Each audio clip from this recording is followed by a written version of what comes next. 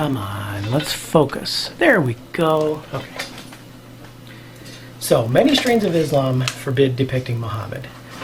The basic idea is that it might promote idolatry, worshiping the image rather than what it signifies, worshiping Muhammad rather than Allah who sent him. So far, so good. I can understand that even if I don't personally agree with it. And I certainly wouldn't go out of my way to depict Muhammad, just like I don't go out of my way to offend anybody. But I am not a Muslim. I don't have to follow the precepts of Islam or the fatwas of any imams, okay? I'm perfectly willing to be polite about things, especially if I'm offered the same courtesy in return. But when people start bullying, start issuing death threats, I am not down with that. I have a problem with that, a very large one. That offends me. So,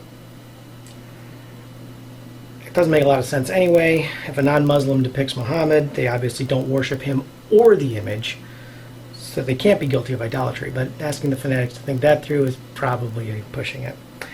But it's not limited to Muslims. Take the case of the student in Florida who went to a Roman Catholic Mass and took one of the hosts and took it back to the pew with him instead of consuming it. He was grabbed, he was yelled at, which is assault and battery technically, and when he left, he reported that he got death threats. Okay? And whether or not he got death threats, the Catholic activists definitely tried to get him suspended. Okay? Upset by the reports of the death threats, atheist blogger PZ Myers asked for consecrated wafers to subject to cracker abuse.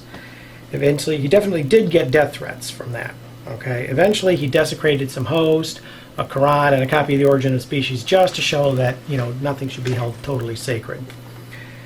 Understand these wafers were handed out freely with nobody having to sign a contract or anything like that.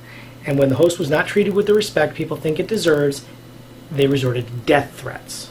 Okay, not everybody, but enough. Okay, you don't have to go as far as death threats to be annoying, though. A lot of people see no problem whatsoever with forcing other people to obey their religion's rules under penalty of law. Take science fiction author and Mormon Orson Scott Card, who writes, "Laws against homosexual behavior should remain on the books, not to be indiscriminately enforced against anyone who happens to be caught violating them, but to be used when necessary to send a clear message that those who flagrantly violate society's regulation of sexual behavior cannot be permitted to remain as acceptable equal citizens within that society. Except that he can't give anything but a religious justification for homosexuality being wrong. I've got no problem with Mormons excommunicating people who disagree with their views. I think it's stupid, but people have a right to be wrong. I do have a problem, a very large one, with them trying to impose their standard of behavior on other people who don't follow their religious beliefs and don't accept the authority of their prophets. Religious people are free to make and follow almost whatever rules they want for themselves. You think you shouldn't press buttons or flip switches on Saturday? Fine, abstain. I'm not going to break into your house and pull a gun and force you to flick a light on. Okay? But suing to prevent other people from putting up motion detecting lights?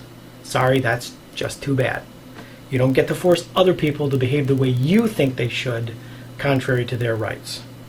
So look, if you want to persuade me to accept your religion's code of behavior, or at least some part of it, then either convert me to your religion or give me some convincing logical reason that it's in my best interest for some other reason. Okay? Or if you can't do that, try asking nicely. I'm a reasonable guy. I don't want to offend people if I don't have to. If it's not a matter of principle or a major inconvenience, I'll probably go along. But if you're going to try to bully people, then I have to say, go fuck yourself.